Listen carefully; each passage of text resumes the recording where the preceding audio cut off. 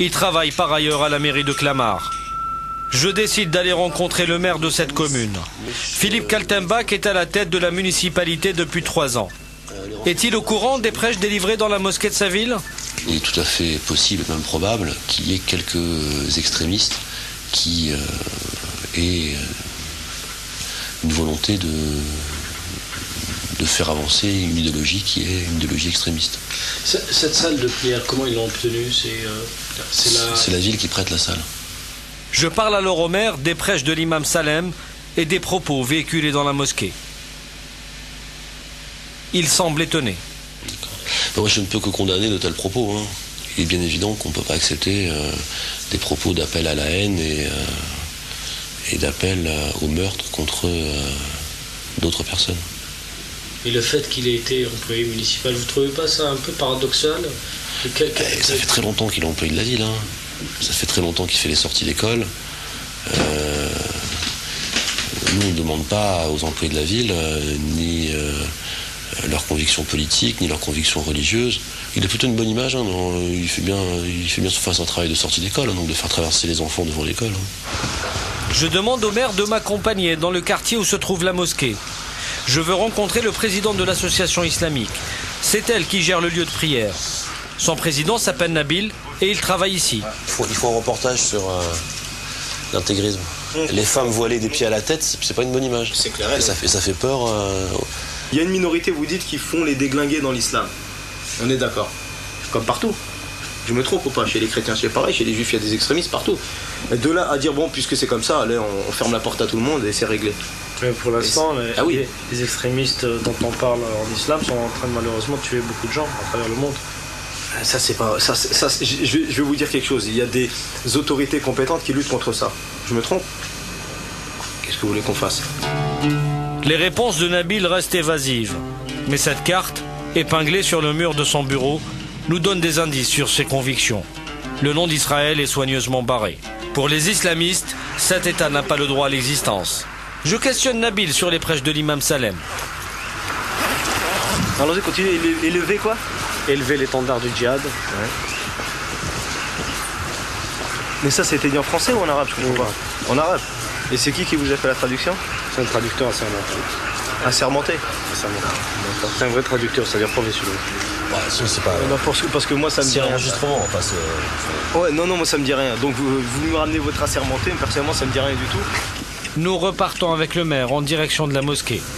Ce que voulez-vous que fasse l'État par rapport à ça? Je sais pas, vous, quel est votre... Bah ouais, il faut qu'il surveille, qu'il infiltre, et lorsqu'il y a des dérives, qu'il intervienne. Et là, c'est le travail de la police. La police ne peut arrêter que les terroristes. Mais contre les idéologues, elle reste bien impuissante. Tout droit, ouais. Tout droit. À proximité de la mosquée, nous tombons nez à nez avec l'imam Salem. Il sécurise comme tous les jours les sorties d'école. Très gentiment, il fait traverser les enfants. L'imam Salem est surpris et gêné de nous voir accompagnés du maire. Oui, il vous reproche quand même d'avoir appelé au djihad, alors c'est quoi cette histoire? J'ai pas appelé au djihad, pas du tout. J'ai jamais appelé au djihad. On a eu un enregistrement d'un de vos prêches. Oui, Où vous terminez avec une prière assez dure. oui. C'est le devoir de chaque imam, de chaque prêcheur de terminer. C'est ce qu'on appelle ça le doua. Et c'est tout à fait, c'est la tradition un peu dure. C'est dur, c'est-à-dire vous appelez Dieu à élever l'étendard du djihad. Oui, tout à fait. On appelle l'étendard du djihad. C'est une tradition du prophète. Sur un plan théologique. Oui, effectivement. Dans ce contexte particulier, c'est pas un peu dangereux, vous pensez pas? Le djihad, c'est une tradition. Quand vous dites une tradition, ça veut dire quoi? Ben, on appelle au djihad contre ceux qui vous font subir l'injustice, si injustice il y a. Dans ce prêche, vous dites Dieu a accordé la victoire à nos frères moudjahidines en Afghanistan, en Palestine, en Irak et en Tchétchénie. Voilà. En Afghanistan, c'est un territoire d'où ont été lancées des opérations terroristes qui ont tué des civils, des innocents. Mais c'était avant. Je demandais effectivement qu'Allah leur donne la victoire. Qu'Allah donne la victoire à ces gens-là. Et ça engage à quoi? Vous êtes d'accord avec Vous condamnez le terrorisme tel qu'il est pratiqué aujourd'hui, par exemple les attentats de New York et de Washington, de Madrid? Je condamne tous les terroristes, de tous les parts. Tous les terrorismes de tous les parts. C'est-à-dire? C'est-à-dire, il y a un terrorisme d'État aussi qui se passe en Israël, qui tue les frères musulmans palestiniens tous les jours. Si ce n'est pas du terrorisme, je ne sais pas ce que c'est. Moi, personnellement, pour moi, c'est du terrorisme. Voilà. Et vous condamnez les Palestiniens qui se font exploser en tuant des civils israéliens? Je condamne de tuer les civils, que ce soit en Espagne, que ce soit en Russie, que ce soit en Amérique, que ce soit en Asie, que ce soit en Afrique, que ce soit en Tunisie, en Algérie, au Maroc, en Libye, en Égypte. Je condamne tout ça. En Israël, vous ne condamnez pas? Je condamne quoi? Les attentats kamikazes. Je ne peux pas répondre à cette question. Je dis je condamne le terrorisme de part et d'autre. Mais qui sont les infidèles aujourd'hui? C'est tous ceux qui ne sont pas musulmans, c'est ça?